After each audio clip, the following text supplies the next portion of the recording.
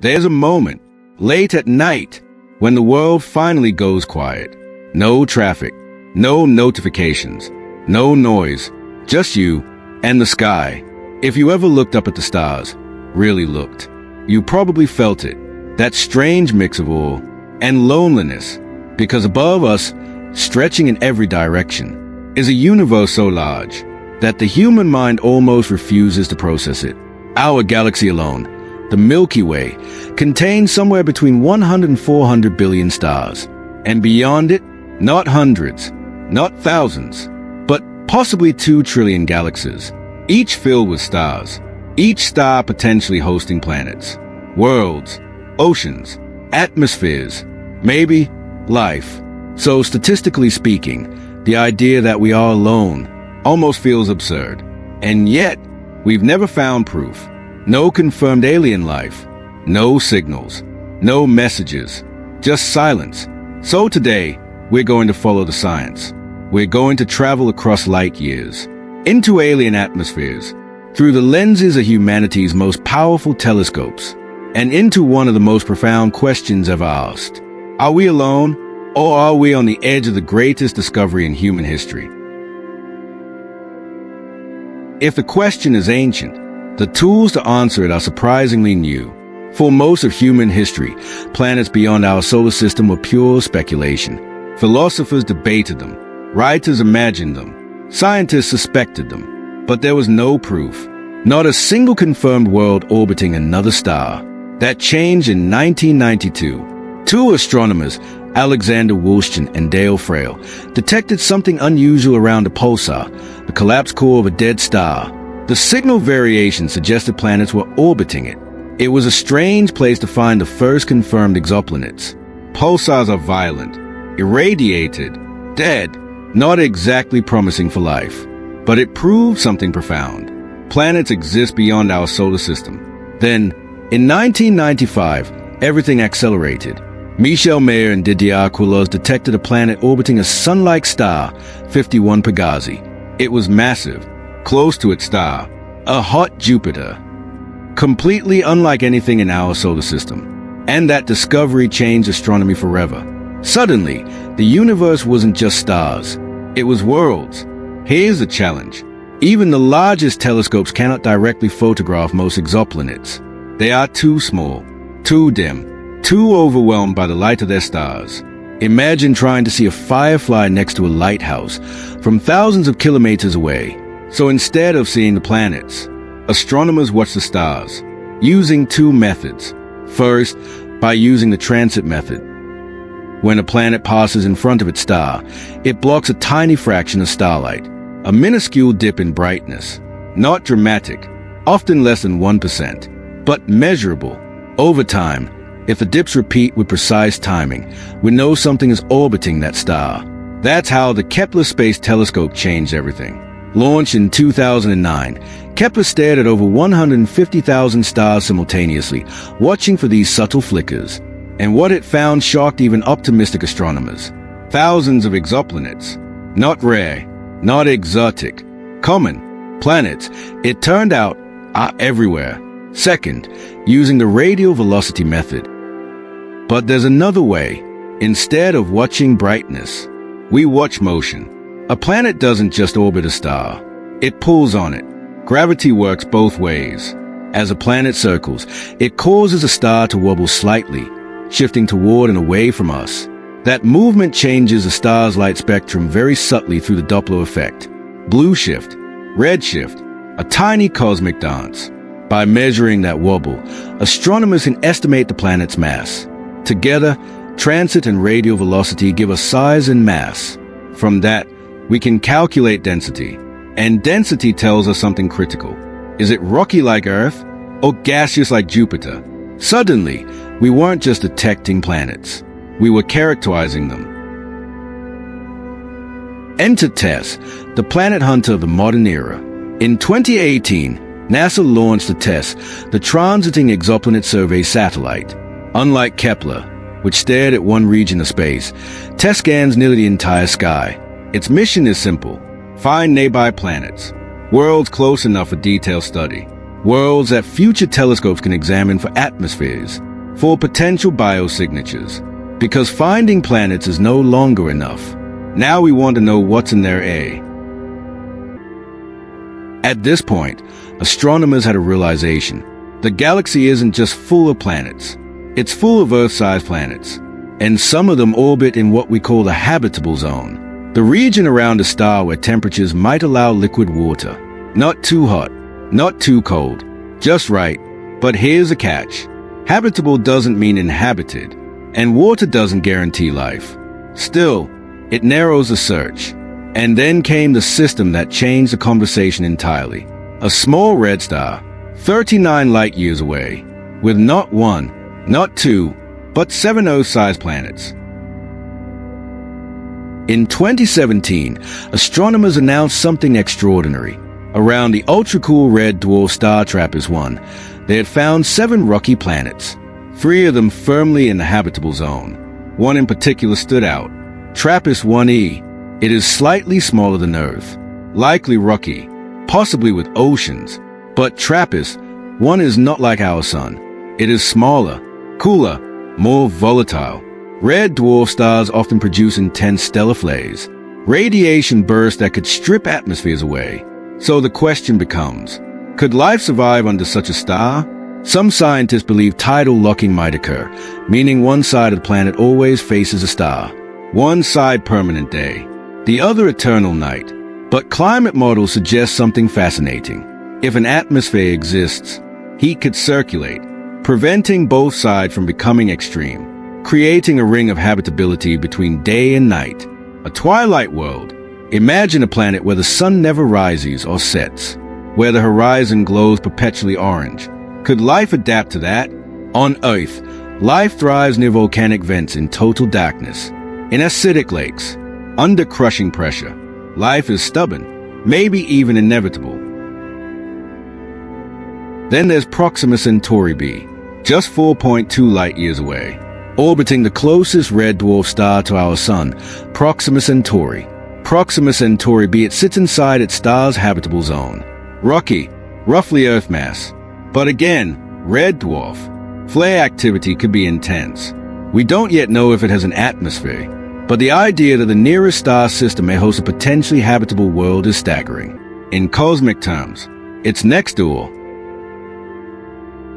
Now we reach one of the most discussed exoplanets in recent years, K2-18b, about 124 light-years away, larger than Earth, likely a sub-Neptune, a world between Earth and Neptune in size. For years, it was just another interesting planet, until its atmosphere was analyzed, and scientists detected water vapor. Later, observations from the James Webb Space Telescope suggested the possible presence of methane and carbon dioxide. Even more controversial, hints, still debated, of dimethyl sulfide. On Earth, dimethyl sulfide is produced almost exclusively by life, specifically marine microorganisms. Now, this does not mean alien life has been found. It does not confirm biology. There are possible non-biological explanations, but for the first time in history, we are detecting complex molecules in the atmosphere of a distant world and asking seriously, could this be chemistry shaped by biology? For decades, we could detect planets. We could measure their size, estimate their mass, guess at their composition. But their atmospheres, that was mostly beyond our reach. Until recently, on December 25th, 2021, an Ariane 5 rocket lifted off from French Guiana carrying humanity's most ambitious space observatory ever built, the James Webb Space Telescope. James Webb Space Telescope was not designed primarily to hunt aliens. It was built to look back in time, to study the first galaxies. But its true revolution may be happening much closer to home, because James Webb Space Telescope sees in infrared light, and infrared light carries something extraordinary. Chemical fingerprints. Imagine a distant star. Now imagine one of its planets passing in front of it. When that happens, a small portion of the star's light filters through the planet's atmosphere before reaching us. That atmosphere leaves an imprint. Certain molecules absorb specific wavelengths of light. Water absorbs in one pattern, methane in another, carbon dioxide in yet another. James Webb Space Telescope doesn't see oceans or forests. It reads absorption lines, tiny dips in specific infrared wavelengths.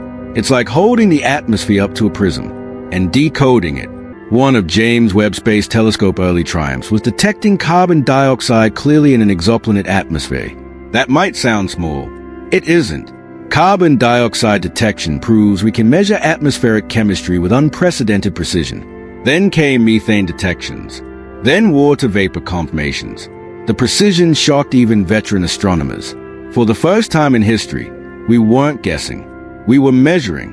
And that changed the conversation from, are there planets? To, what is happening on those planets? When James Webb Space Telescope observed K2-18b, the results triggered headlines around the world. Methane detected, carbon dioxide confirmed, and then came a more controversial signal. Dimethyl sulfide. On Earth, dimethyl sulfide is strongly associated with biological processes, primarily phytoplankton in oceans. Naturally, the media ran with it. Signs of life detected. But science moves slower than headlines. The signal was tentative, statistically weak, not yet definitive. And even if dimethyl sulfide were confirmed, there are still questions. Could it form abiotically under exotic conditions? Is our Earth-centric assumption about its origins limiting our imagination? This is where the search becomes delicate, because the difference between interesting chemistry and life is enormous. Let's imagine we detect oxygen on a distant world.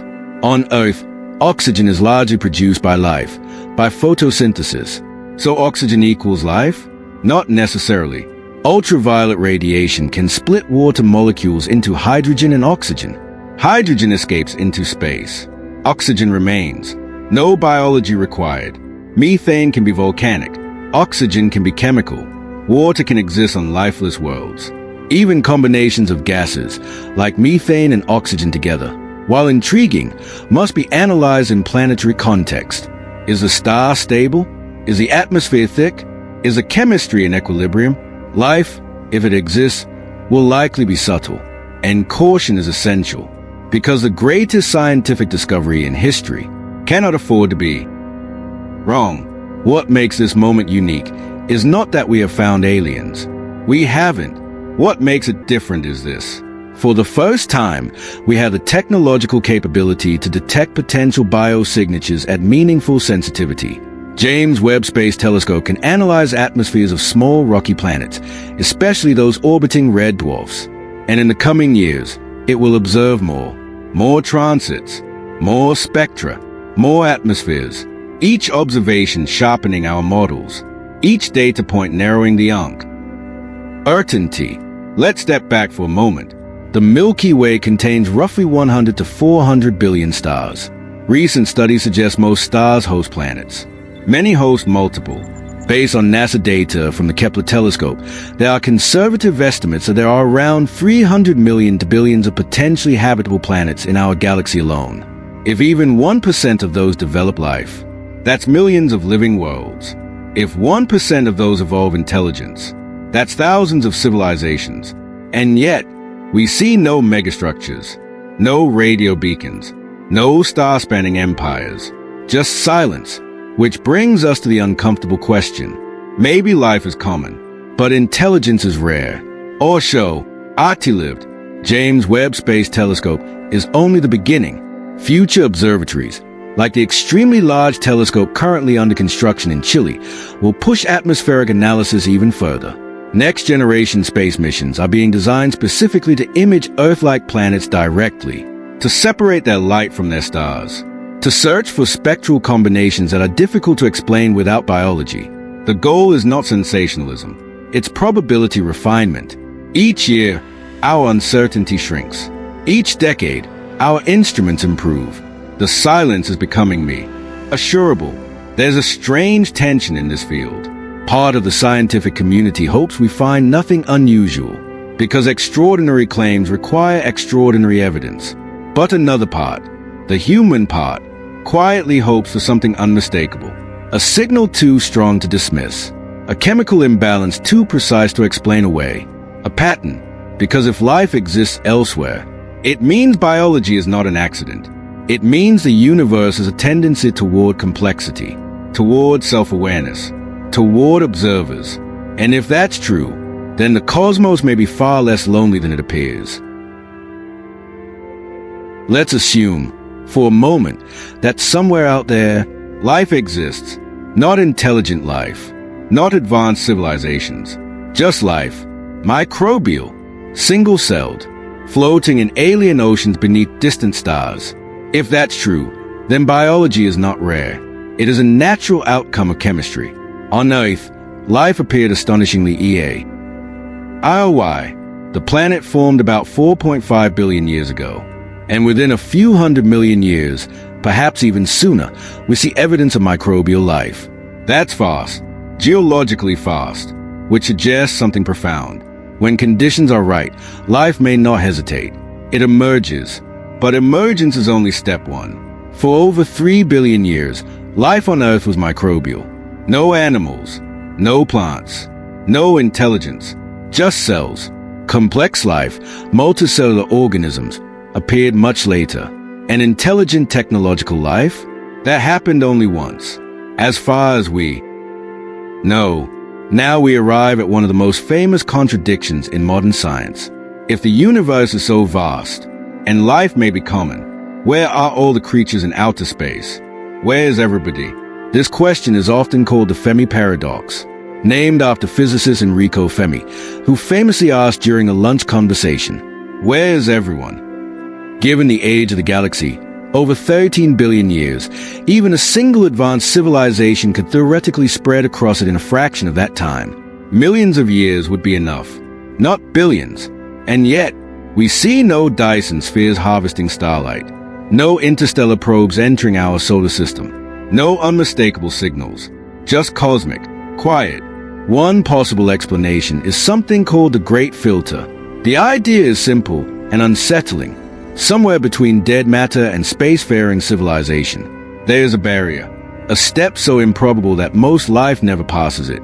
It could be the jump from chemistry to biology, or from simple cells to complex cells, or from complex life to intelligence, or from intelligence to stable technological civilization. Maybe nuclear self-destruction is common. Maybe ecological collapse is inevitable. Maybe advanced species turn inward into digital realities instead of expanding outward. If the Great Filter is behind us, we are lucky. If it lies ahead of us, that's a different story.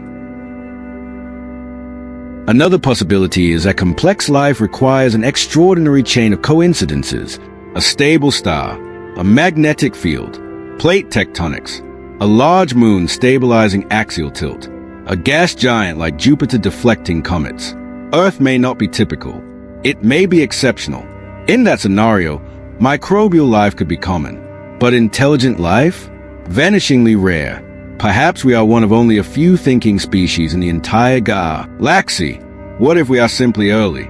The universe is 13.8 billion years old, but star formation will continue for trillions of years. Red dwarf stars, the most common stars in the galaxy, burn slowly. They can live for hundreds of billions, even trillions of years. We may exist in the very first fraction of cosmic history capable of producing life. Civilizations might be far more common in the distant future. We might be among the first, pioneers in a young universe. Now let's stretch further. Suppose somewhere, around a quiet star, a civilization has emerged. They developed technology, radio, telescopes, perhaps even artificial intelligence. Would we detect them? Not necessarily. Radio signals weaken rapidly over distance. Our own broadcast would fade into cosmic background noise after just a few light years. Advanced civilizations might use communication methods we don't recognize, or none at all. They might observe silently, or they might have decided long ago that isolation is safer. There's also the possibility that intelligent life is separated by vast distances and timescales. Civilizations may rise and fall in cosmic isolation, never overlapping, never meeting, like ships passing in the night, but across millions of years. There's something deeply human about this search. When we ask, are we alone? We're also asking, are we significant? Are we unique? Does consciousness matter? If life is everywhere, we are part of a grand cosmic pattern. If life is rare, we are extraordinarily precious. Either answer carries weight. Either answer reshapes our self-understanding. And then there's a quiet possibility. Maybe the silence is not emptiness. Maybe it is distance. The universe is vast beyond comprehension. The observable universe spans about 93 billion light-years across. Even traveling at light speed, which we cannot do, crossing it would take longer than the current age of the cosmos. Physical isolation may be unavoidable, not because life is absent, but because space itself keeps civilizations apart. Forever, for the first time in history, this is not pure philosophy. It is measurable.